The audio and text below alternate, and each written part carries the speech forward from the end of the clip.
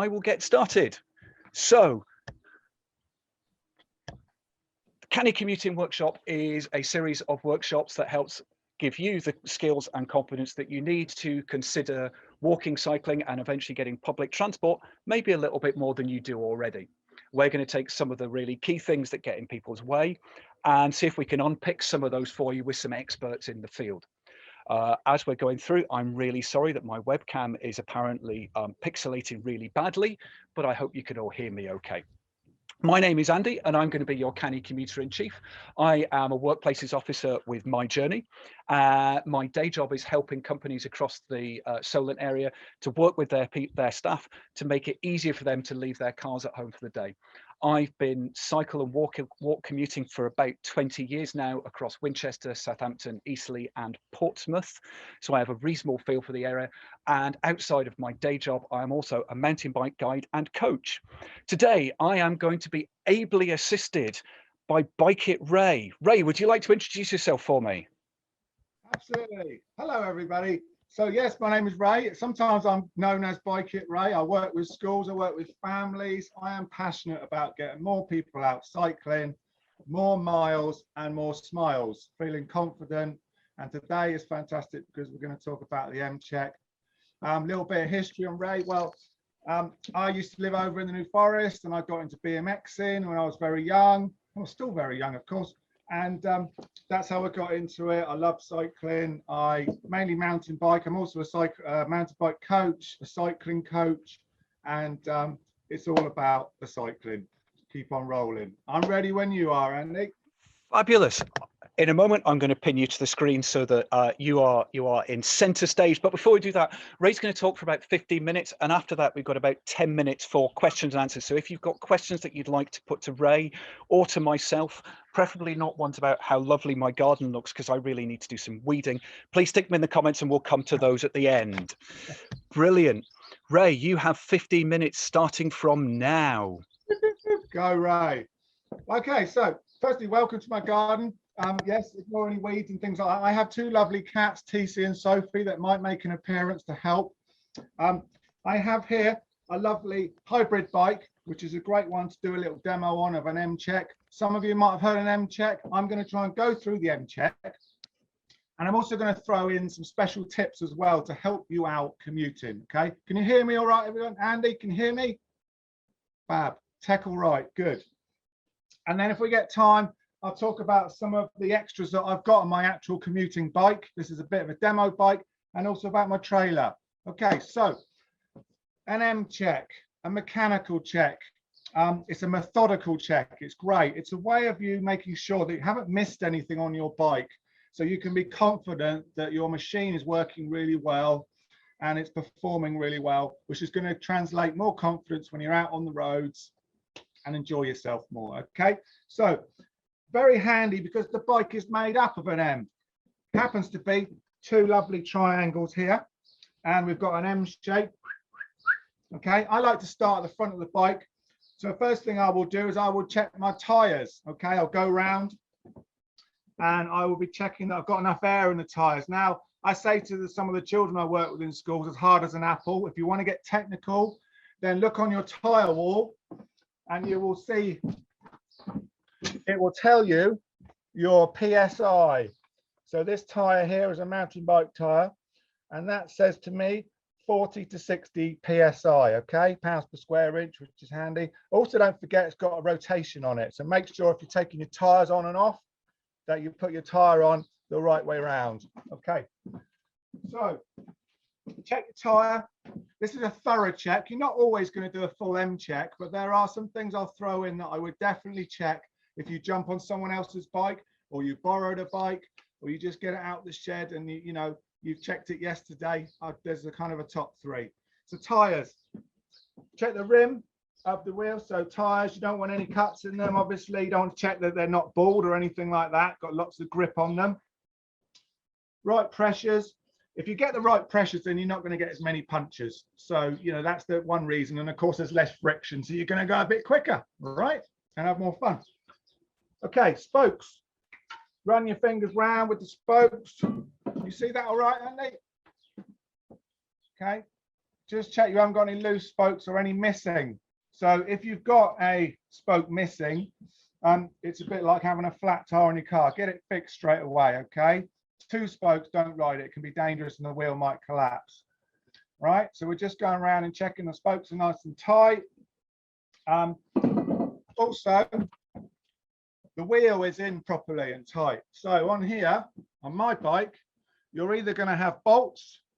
So you want to make sure you get yourself a spanner and make sure the bolts are tight. On here, there's quick release. Always ensure that's really locked in nice and tight. And you see that position, hopefully you can all see the position I've got mine in. That is a good position because if you put it down like that, then it might catch on something else and get pulled out. And you don't want that as you're going down the road. Okay, awesome. Now, steering. So what I'll do is I will put on my front brake. I'll put my hand down here. This is the headset of the bike. Give it a wobble, check there's no play in there. Okay, you'll know there's a bit of play because it'll be juddering. That's not good. So that means that you might need to tighten up these here. These bolts here, and also the star-fangled nut. Some of you are thinking, what's a star-fangled nut? Well, it's one of those, okay? It's the coolest name in bikes, right, Andy? Star-fangled nut. Okay, so what else? Steering. To make sure the stem is tight, your bolts are tight. Go around the front of your bike. Grip the tire. Grip the wheel between your knees, give it a good twist. And that's a good way of checking that your steering is nice and tight and safe. Brakes, of course, very important. Brakes, rolling the bike forward, apply my front brake, my right brake. Should be immediate. You don't want your lever to go back to the grip. It's got to be straight away. You notice also 2 fingers. If you develop your cycling, then 1 finger is even better, okay? But covering your brakes as you ride is a really good tip from Ray today. Back we go. Yeah. Check that. Obviously, you've got a bell working, but also check there are no spiky bits along here. And a little tip that I have is I put a mileometer on here, which has got a timer on it and a clock. So if you're trying to get somewhere, you don't have to get your phone out. You don't have to stop. You can look at the time. Just a little tip I'll throw in there. Right, the M. Check your grips are tight. So we've done all this. We are now going to go down to the pedals. Check the pedals are in tight. You'll need a pedal spanner for that. And don't forget your left pedal, if you ever want to change them. Right. Left is loopy. Can you lower the camera slightly? We can't see your chain set. Let's do it.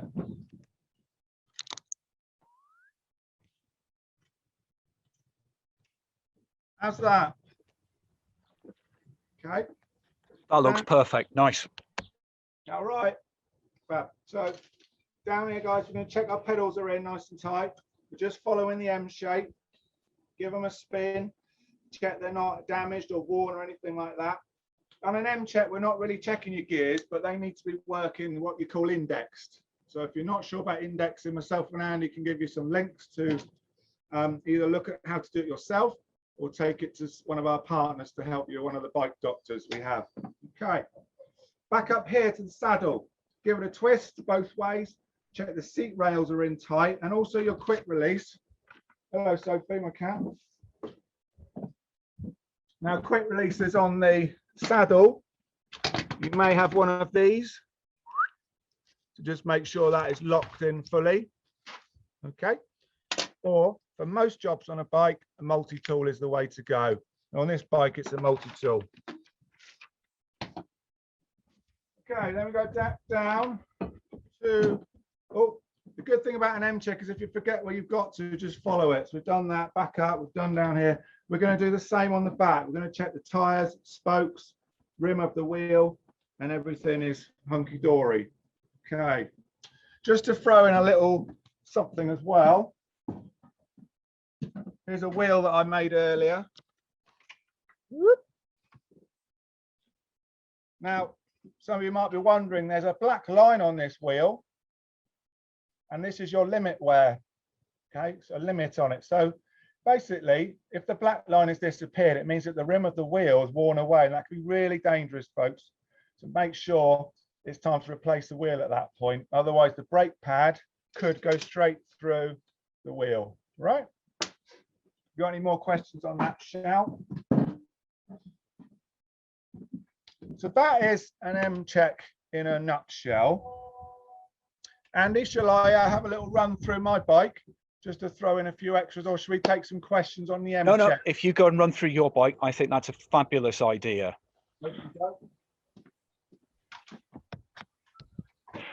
Oh yeah, and if anyone is struggling to see Ray, I know he's quite tall, but if he's only wee on your screen, yeah, you can stop that now. In the top right hand corner of his picture, you'll see there's 3 dots, and if you right click on that, there is a thing that says pin this person to the camera, to the screen, and that way you get more Ray than you could possibly ever want. Andy, I was going to point out, actually, if anyone's interested, we've all got our phones on bikes and things like that, but to keep safe, I'm a big fan of the quad lock system.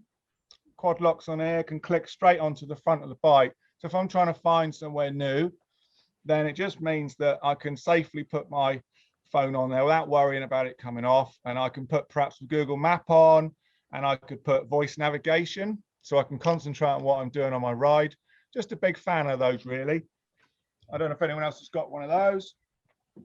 The other thing I do as well, I've got my inner tube always strapped on here on my top tube of my bike. So if I want to just whiz out quick, jump on the bike, I'll have a pump on there as well. They're only the 2 things I really need, right? So that's just a little tip in there. I've said to you earlier about I've got a little cat eye mileometer on it with a timer, which is really handy. I'm a big fan as well. If you think about your 3 contact points on a bike and getting them right, that's going to be your saddle, right? Now, sometimes, Andy, we've had a few questions before, haven't we, about how do I choose a good saddle? You know, there's loads of different great saddles now, and gender specific and different measurements.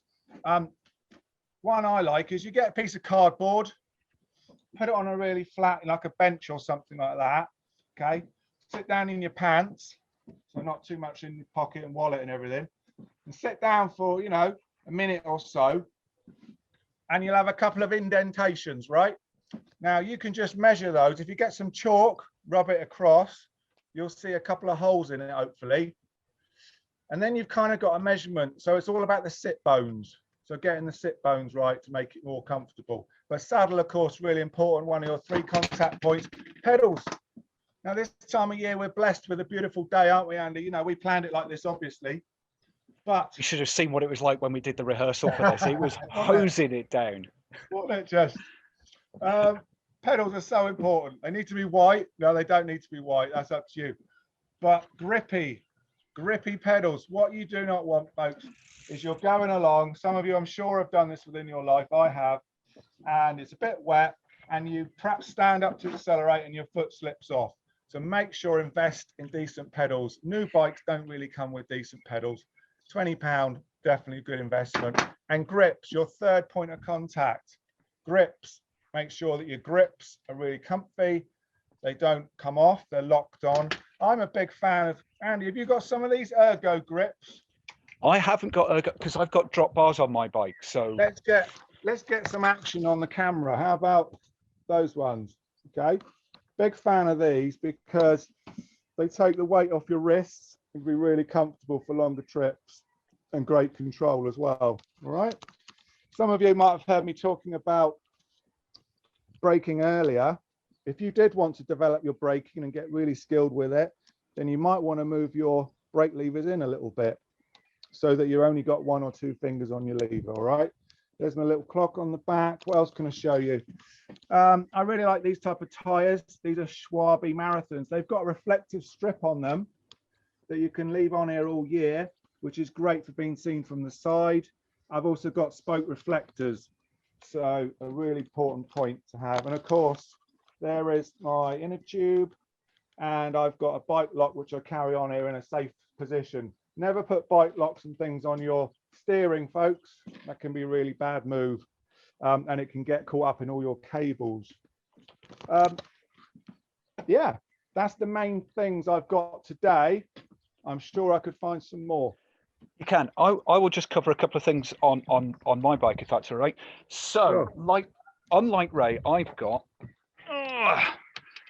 completely different handlebars on mine. So some of that setup's a bit different. On mine, I've got this bell here that's got a wee switch on it, and if I rattle the bike with the switch there, it bell. And if I have it there, it doesn't. So it means I've got a hands-free bell, which means that when I'm trying to go carefully around people on cycle paths, it means that I've got full control on the bike. Like Ray, I have this on here. Now, this might look like a water bottle and comes fully My Journey branded, but what's inside this is a spare tire or a spare inner tube and a multi-tool and a glove. Oh, gloves, absolute lifesaver for when you're repairing stuff when you're out, because otherwise you end up with filthy hands. And a puncture repair kit in case the absolute worst happens, because I don't want to be out by the side of the road trying to fix a puncture. I just want to put a new inner tube in. And underneath here, I've got a pump. Tip from the mountain bikers amongst us, the biggest pump you can fit on your bike, the happier you will be, because the less time you spend pumping it up by the side of the road. I also, because I ride this all year, have these things. These are known in the trade as smug guards. They're like mud guards, but they allow you to arrive even more smugly. So these are some of the slight adaptations I've got. Like Ray, I've got a pannier rack on the back, which means that I can put my lock in there. Now, Ray, we've had a couple of questions. Brilliant. One of the questions, and this comes from Andy in Winchester, and he says, Ray, I'm running late for the train. I've got about 30 seconds to make sure my bike's safe. What's the one thing I do before I set off to make sure that I don't stack it on the way to the station? The one thing, Before you answer that, in answer to yeah. Ian P, yes, I've got tire levers in there as well. Awesome. Sorry, who was the question from, Andy? It was from Andy in Winchester. Another Andy. Oh, hi, Andy too. Andy, do you know what? It's got to be the brakes, to be honest. I'd say I'd want to check two things, to be honest. And one would be the brakes. The other one would be, are my wheels in tight? Okay. They're for me the main ones. They're the big safety ones, if you like. Does that help? No, that is really helpful. Because we're not all brilliantly organized, and sometimes it's a case of jumping on and setting off. So you've talked to, is there anything you should do if your bike's going into storage for a while that you should do before you put it away to make sure that it's most likely to be in a good state when it comes out? Great question, Andy. Yeah. Well, do you know what? Obviously, if you can, a shed garage is going to be better, all right? But I've seen a lot of bikes that are left out in the rain and the stuff, and of course you get the rust coming. But I'm a big fan of, to be honest, buy yourself £2 or £3 eBay bike cover, or I've even used in the past a couple of IKEA bags, anything to keep the rain off for a start. And I think the thing is, Andy, we haven't touched on things like chain and oiling chain and stuff, but people oil their chain all the time. They put so much on it. What happens when you're going along is that it gathers all the muck from the road, and then it can mess up your chain, but also your cassette at the back, your head jog at the back, which isn't so good. So I would say, anyway, if you're putting oil on there, before you put it away, clean off the excess oil. When you buy a new chain, it's like this nice gold color. That's what we're aiming for.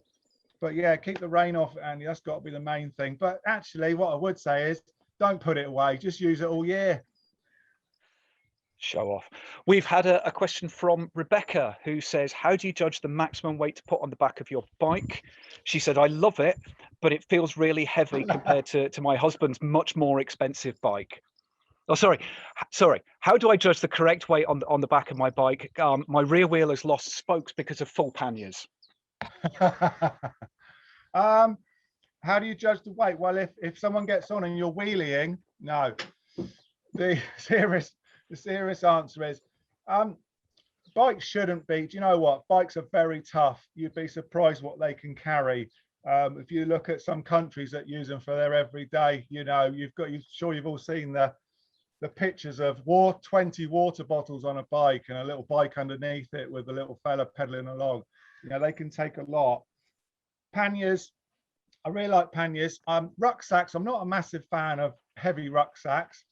Panniers are really good because you can carry, your computer, your books and so on in there. if you're carrying a lot on your rucksack, firstly, you might forget about your straps and get them caught in the wheel, which isn't a good look at all. And you're also, perhaps you just put more weight down on your body, aren't you? So yeah, we're going to go into that though, aren't we, Andy, in another show, actually. We are going to do carrying heavy stuff on your bike.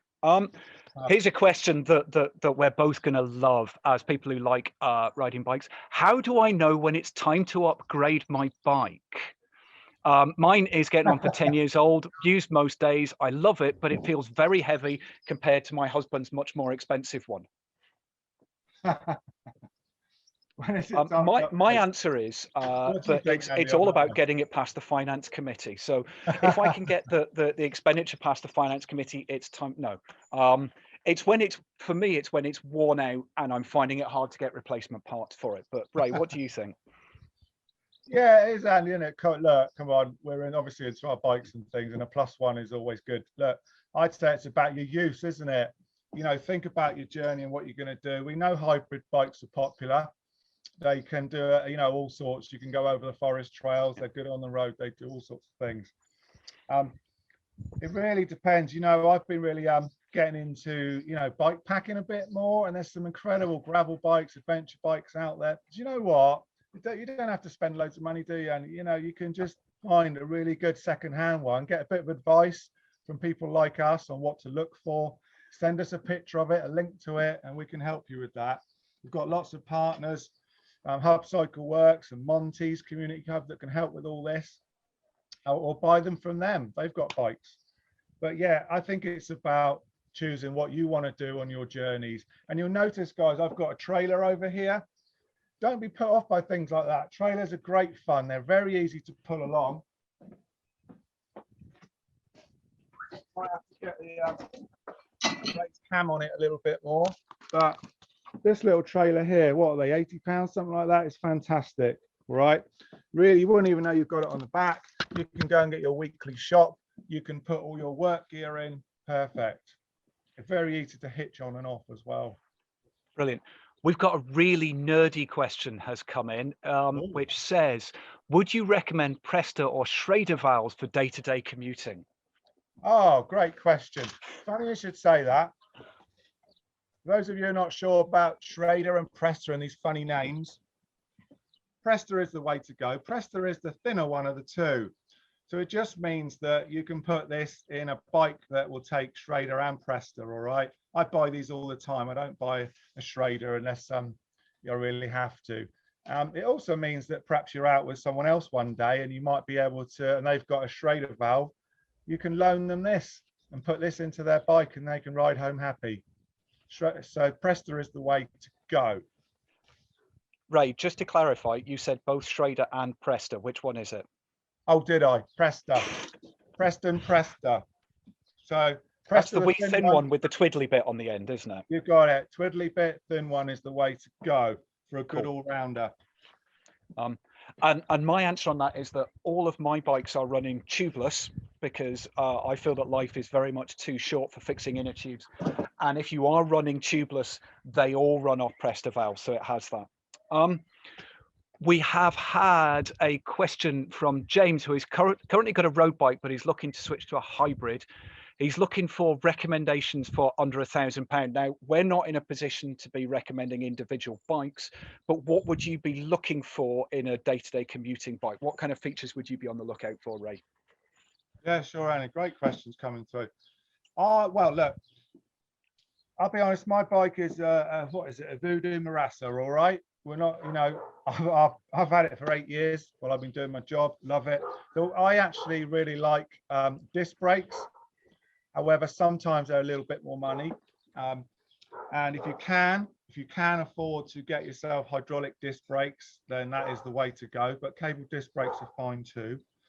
I'd be looking for something that is light as possible, something that's simple with the gears. A lot of new modern bikes don't have a front chain ring. So if I could just pull this away a bit, can you see all this gubbins down here? So some of you are not really up with your gears might know that you have 1, 2, 3 at the front here, and that corresponds here to 1, 2, and 3. a lot of modern bikes. I think yours is like that, Andy. You've got Mine quite is like new that. ones. So if you have a look in the middle Yeah. of my picture, you'll see there's just the one chainring here. So there's none of the stuff in here. And the reason that's really great is that your trousers don't get stuck in it. Definitely, that's an extra bonus for sure. And you just tend to get more gears at the back, don't you, Andy? It just means it's a lot lighter, simpler to use. So I think going back to the question, yeah, can it carry things? If you're talking about a commuter specific one, pretty sturdy, right? But don't be hung up on it. And if you can try and, jump on the bike yourself and try them out. Something actually, Andy, while we're chatting, what we got, a couple of minutes? We've got 2 minutes left. So you've got 1 minute. I've got a couple of quick questions for you. The first, which comes from Kate, which is it easy to convert your tires from tubes to tubeless? And the answer is, it depends. If you have a specific question that we don't have time for today, I can be reached on Twitter at Sustrans Andy, and Ray can be reached at Bike It SH. Yeah, it's in the chat, Andy. It is in the chat. So our Twitter handles are both in the chat. If you don't remember that, then it's workplaces at myjourneyhampshire.com, and we will answer those emails for you. And Rebecca has just very quickly asked us to talk about locks. So I've got a couple of locks here. There are some standards that you're looking for in a lock. There is a thing called Sold Secure, and ideally you want Sold Secure Gold. So these two locks that I've got here, which are pixelating horrendously, are by a company called Kryptonite, and they are both Sold Secure. Go for a D-lock, and if you're not sure, also carry a cable lock with you. But the crucial thing is to get the lock to go through your bike and through the wheel and through whatever stand you've got. So kind of through there is really good, or through there if you can go through it. Choose where you lock your bike up. If it's somewhere that's easily visible to lots of people, it's less likely to get nicked. If you've got it inside a locked cage, that obviously makes life a lot easier. But yeah, don't be locking it up with just a cable. Something like a D-lock like this is absolutely ideal. Okay, ladies and gents, that is just about all we've got time for. Brilliantly, we have the email address for us also in the chat, so if you take a copy of that, that would be really good. We are just about out of time. Thank you all very much for joining us. We are back next week when I will be talking about how I plan my ideal cycle commute. So if everyone can say thank you to Ray for joining us this morning, you've been absolutely brilliant. Thanks, everyone. Brilliant. Just keep on rolling and enjoy it. Okay? And thank you all for coming. We will see you at 1 o'clock next week for the Route Planning Masterclass. Goodbye and have a lovely afternoon.